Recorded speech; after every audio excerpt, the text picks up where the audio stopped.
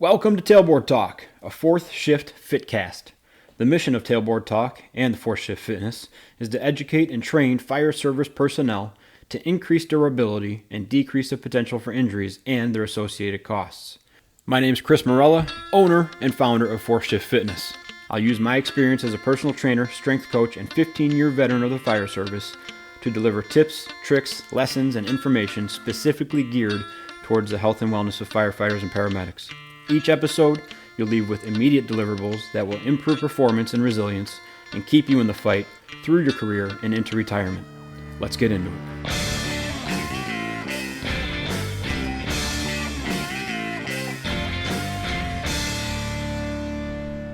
Hey, what's up, guys? Chris here, and it is good to be back on the mic. We got the new baby home. She's been home for about 2 weeks now, little Sawyer Marie Morella.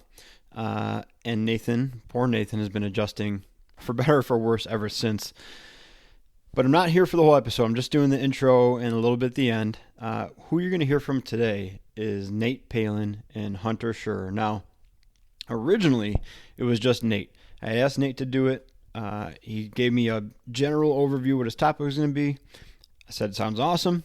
And then when I asked for him to send over a picture to promote his episode, he sent me a picture of him and Hunter sitting at desks with microphones. And I knew at that point that I may have made an enormous mistake. However, they recorded a fantastic episode, and it hits very, very near and dear to my heart because they're talking about imposters. They're talking about one of the major reasons that fourth shift was created.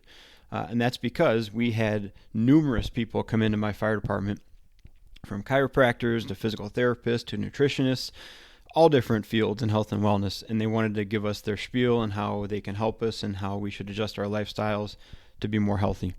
And within about the first 10 minutes, every single one of them lost credibility one way or the other. They either asked us what time we were going home at night or asked us how much money we get as an allowance each day for our meals.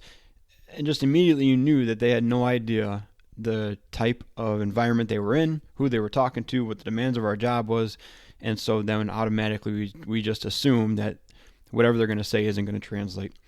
And so that drove me. That's one of the major driving forces that created Fourth Shift Fitness, is I wanted to use my experience in the fire service and my coaching background, combine those two, and then help out our own with knowledge and training sessions and coaching that's actually applicable. The stuff that they go through seems like the kind of things you'd be like, oh, obviously, duh, right? That's what you should or shouldn't be doing. But when you hear it and they outline it and they go back and forth on it, it really brings it to life. All right, it's time to turn it over. Here is Nate and Hunter. Talk to you guys at the end of the episode. Hey, Nate Palin here. I am taking over Fourth Shift Fitness. That said, that is a ginormous feat, and so I decided to not go it alone. I am here with the imposter himself, Hunter Schurrer. Hello, and thank you for having me. I don't know what makes me an imposter, but I will take it. Sure, we'll take it and we'll run with it. What makes you an imposter is that you stepped foot into an arena you knew nothing about, and you have excelled over the last 10 or so years, my friend. I know you might not put it that way, but I think most of us in the business would. And so I'd love to talk about that a little bit because we have a mutual friend, Annette Zapp. Yep. And I love Annette with all the emptiness in my heart. But I think worth mentioning is that Annette does have a strong bias toward firefighters, coaching firefighters. Okay.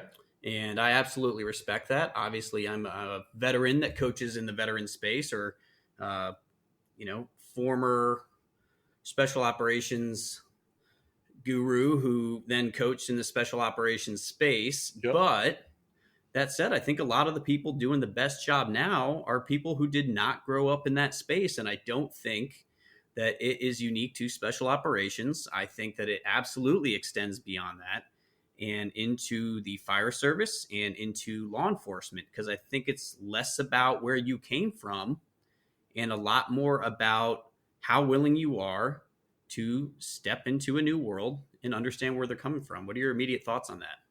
I mean, I would agree. If you look at coaching in general, if you look at strength and conditioning in general, then yes, it helps to have a background in all of that. But at the end of the day, training physical capabilities is still training physical capabilities.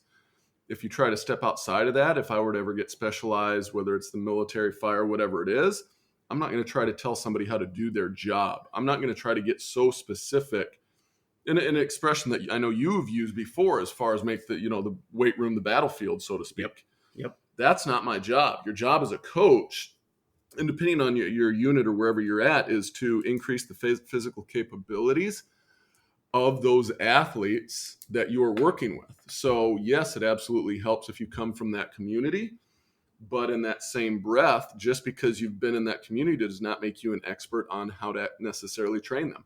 And something we talked about earlier, in fact, you brought this up, was that as we spend more time in the space, we realize it's less about the goal and what we're trying to get people working toward.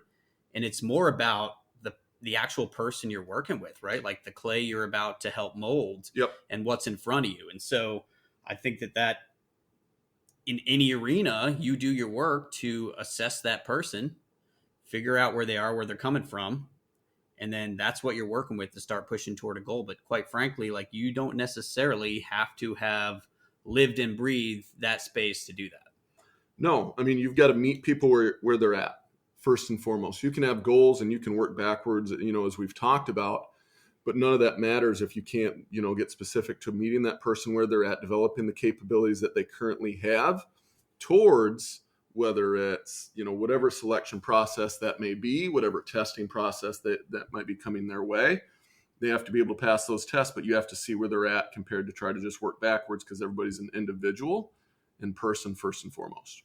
And when you're coming from the outside in, I think you tend to come with less assumptions and more willingness to learn, because you're immediately a little bit humbled and a little less comfortable, and you want to work to gain knowledge and get comfortable in that space and find a way to kind of culturally infiltrate whoever it is you're working with. And as disappointing as it kind of is to say, I've actually seen a few instances, for example, on the military side of the house, where a veteran who is also a coach steps back into that space, and you think it would be ideal, but they come with a lot of assumptions based on their previous experience.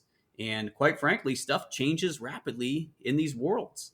And so by doing that, they could absolutely overlook the way the culture has changed, the way the job has changed, and the way the personnel have changed, because that all evolves over time.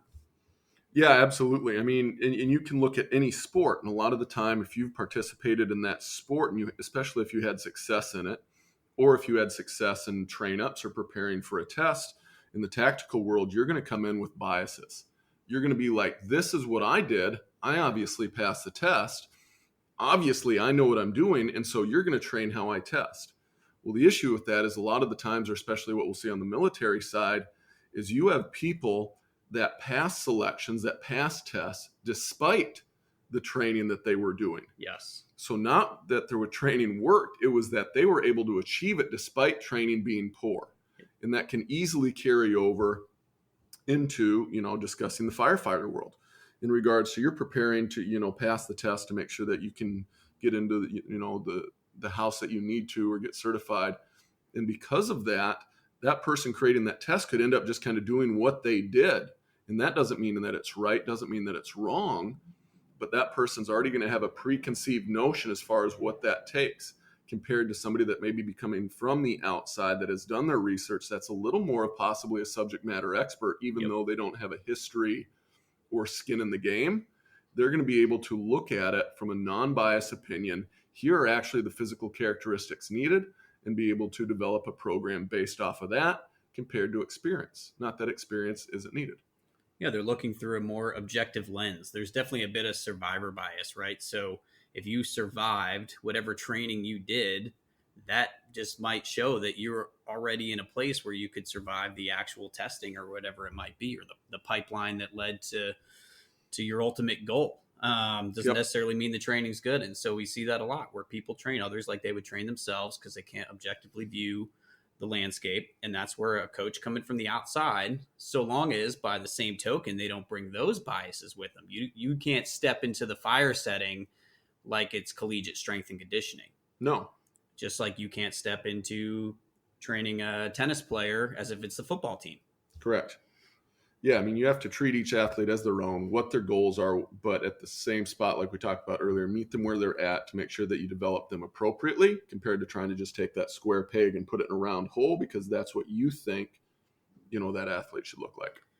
And so that said, we're not just here rambling about it. We actually have recently, I was able to give a presentation about this more specific to military, but honestly, the transferability of it, I think, is phenomenal. So I think for this episode, we're kind of talking to anyone who's looking to step from whatever coaching world you're in into coaching in the tactical setting, whether that's firefighters, whether that is law enforcement or military.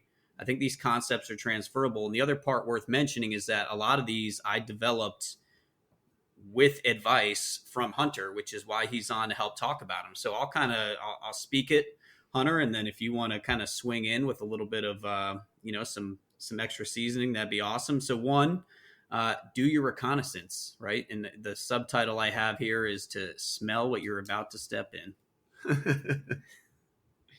So what are your thoughts there? What kind of reconnaissance, did you do as you started to coach operators? So the biggest thing, I was in the collegiate setting prior to, and then coming into the special operations unit, and specifically special forces, aka the Green Berets, you need to understand, what does winning look like? What is their mission set? What are the tasks? What are their jobs? What are the things that they're going to be asked to do? And then you can start to break things down as far as the physical side. But in addition to that, you need to understand, especially as you're coming in from the outside, the cultural aspect of it. Yes. You have to understand that still, even like Annette talked about how you need to be able to be a firefighter to train firefighters, whatever it may be, you still need to understand that you're an outsider. So as far as being labeled an imposter, you are. Absolutely. And so to be able to create buy-in, you need to develop a knowledge base to show that you've at least put in as much time and effort to understand who these athletes, who these people are that you are trying to work with. Because at the end of the day, you're not talking about X's and O's and winning a game.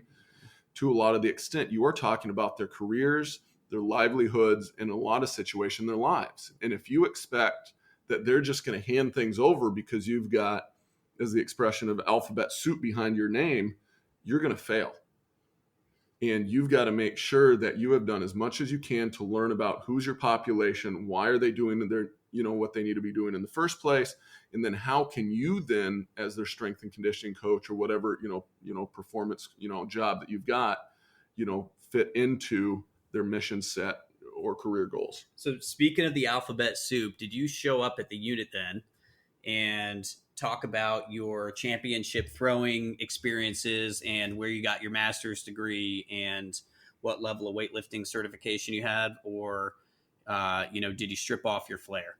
I led with all of those things. No, of course you did. No, absolutely not. I mean, you can, I walked around with business cards and handed all that out and said, give me all your, no. Yep. I don't know if you know how good Virginia is, but that happens to be where I went to. It's a little place called UV. No. Anyways, so no, not at all. Because at the end of the day, they don't care where you came from. It was one of the things I was taught, fortunately, early on. Nobody cares about what you know until they know how much you care. Yep. And one of the best ways to do that is to learn about who they are, why they're training, why they, what their job is in the first place. And so, yeah, you got to check that ego at the door because you don't matter.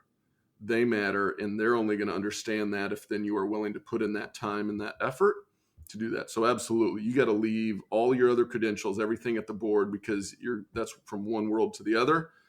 And that really, it helps from the experience standpoint, but that's not what's going to get you that buy-in, that trust, and that expertise, so to speak, that they're going to even trust. Yeah, and by way of our good friend Stephen Underwood, but I believe the quote's from Dr. Roy Sugarman, and it's the idea of you are not an expert without an invitation, right? And so you need to earn that invitation first. That said, once you have it, you still have to be competent in your craft, right? And unapologetically own what you know. So yes, part of it is being humble enough to say, I don't understand your world.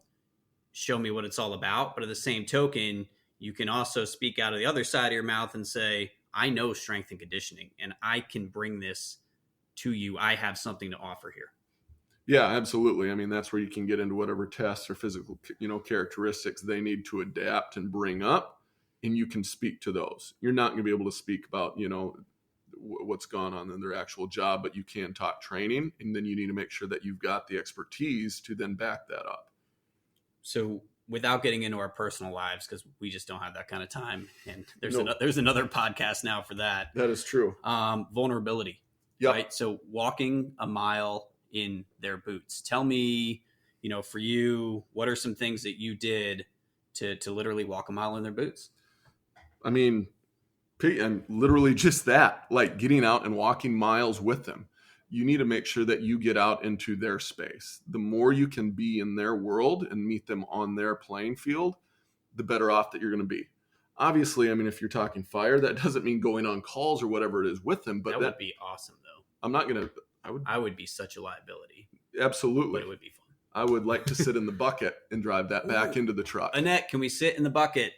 What are the rules on this? Yes. I don't even know if that's actually what happens. That shows my expertise, though. No clue. There's ladders, though. Yes.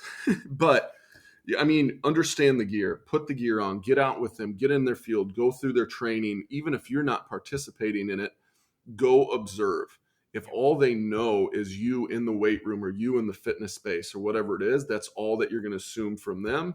That's all that they're going to assume from you. Yep. And then on the flip side, that's all you're going to see them as, is these are these people in the gym coming through, and you can easily get caught up in numbers, in their performance in the gym, and lose sight as far as, man, I got out there today. I saw what they were going on in their training.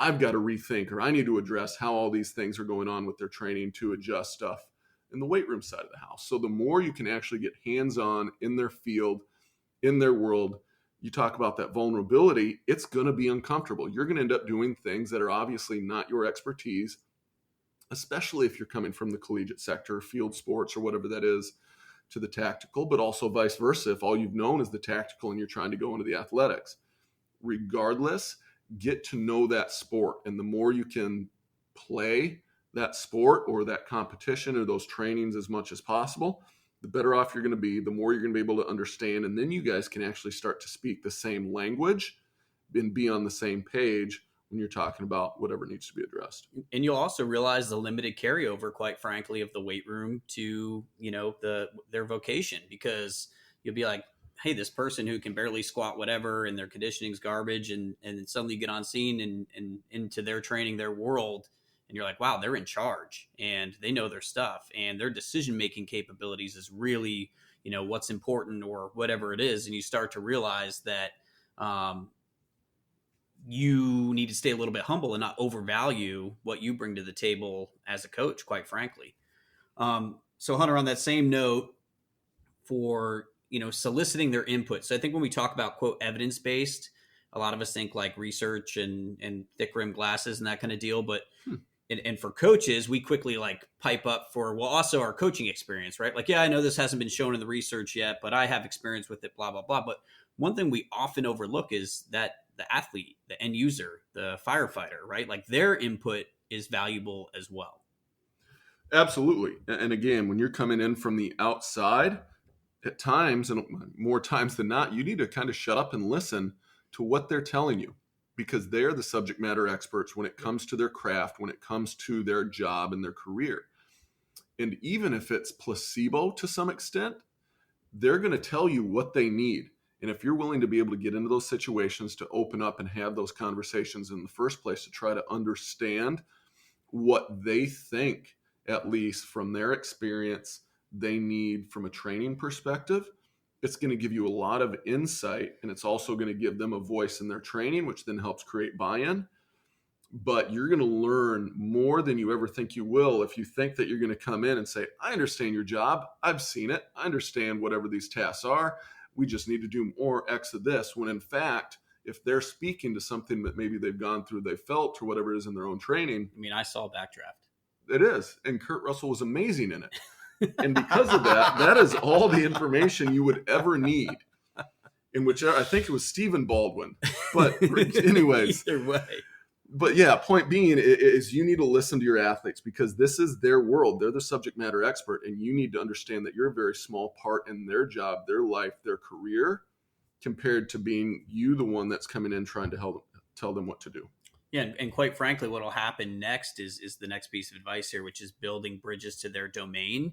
You won't have to, because they'll start to do it inherently. And when they start to build those bridges and you don't have to force it as a coach, it's just a lot more powerful. I remember we had a team that came back from a shooting course and they started talking about, wow, all that lateral movement you had us doing, like suddenly we had a better platform to move from and we were more accurate because of it. We moved better than the other teams. And like, that's better than any sell that we could ever throw down on the agility front, on any given day. So yeah, I think that you stepping into their world, and them understanding your appreciation for it, and then just those bridges start to kind of naturally build between them. So the next two I'm going to blow through quick, which is sort of entertain the top and invest in the bottom. So in other words, yes, the leadership matters, but don't live and die by kissing up to command, right? Because the folks who are new and younger and the rookies and whoever it is, they're eventually going to become the leadership. And you can also be the connection between the top and the bottom and kind of serve that middle ground. So I think it's extremely important. And you've seen this now. So you've been in this unit for 10 years. Yep. And so you have seen folks who you probably knew coming in very young who are now in leadership positions. Yeah, I mean, we had people that would have been, whether they were guys on the team, whether they would have just been company commanders that have gone then to battalion commanders, then they're coming up on being actual group leaders. Point being, they're just continuing to rise from the ranks. And a lot of the stuff within the air quotes, the tactical strength and conditioning is still very new. And a lot of things are very culturally driven on where training has been.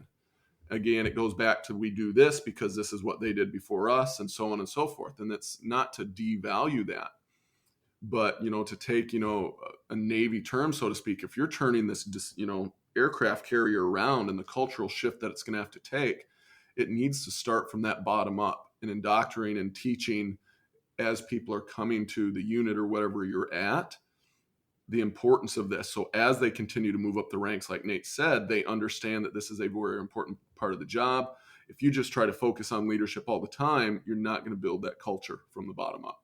And I'll say my last pitch for the imposters coming into the coaching community within tactical is that they offer a fresh perspective, right? That hasn't been kind of beaten down over the years. Because I think what will happen is a lot of people have been on the inside are thinking, oh, that'll never work. This could never happen.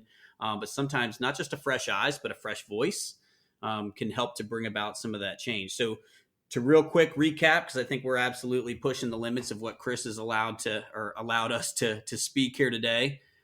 To go back through the list, do your reconnaissance, right? Before you ever even arrive on scene. Strip off your flare, because insecurity hides behind shiny shit. And that is not what's going to help you build rapport. Nobody cares about the letters of the alphabet soup, as Hunter put it, behind your name, no matter how many badges you like to collect. In the same breath, of course, you got to be good at what you do. Be competent in your craft. Vulnerability, be willing to walk a mile in their boots. Solicit and incorporate their input. So that's the other part. Don't just ask, but include the feedback they give you. And all of that's going to help to start building bridges to their domain. Entertain the top while investing in the bottom. And of course, make sure to take care of yourself, because if you don't take care of yourself, how in the hell are you ever going to take care of others? Hunter, any closing remarks? No, I appreciate you having me on, and the outside opinions, the imposters that they can bring, they have to work with each other. From the inside out and outside in. It's the more of a relationship and the more eyes you can get on that from different points of view, the better off that you're going to be able to produce from a product standpoint, both from the coaching and the athlete perspective. So give us a chance as the imposters. Absolutely. Chris, speaking of imposters, thank you so much for allowing us to take over the Fourth Shift podcast. All my friends, please be a fourth shifter. Thank you, Nate. Thank you, Hunter. Absolutely fantastic. And much appreciated, you guys speaking out and helping out to get more qualified and interested and applicable and pertinent and valid instruction going on in the fields that we need it the most. Now, if you guys liked hearing those two, you may have caught it quickly, just a little glimpse. They kind of mentioned about the other option you have to listen to more about their personal lives. They're releasing their own show. And sometime mid to late May, if you're checking on their social media, and I'll link it in the show notes, you're going to see something come across called POTS, Pints, and PRs. And it's going to be heavy on the lifestyle, including absolutely some training and exercise and stuff like that. But you're going to get a real good personal view of Hunter and Nate and what they're bringing to the table, who they are, their backgrounds, and everything in between. So check that out for sure. As always, if you have any questions, comments, please don't be hesitant to reach out at Fourth Shift Fitness on all social media, and then fourthshiftfit@gmail.com. Hit me up with anything. As always, guys, just like Nate said, thanks, talk to you soon, and be a fourth shifter.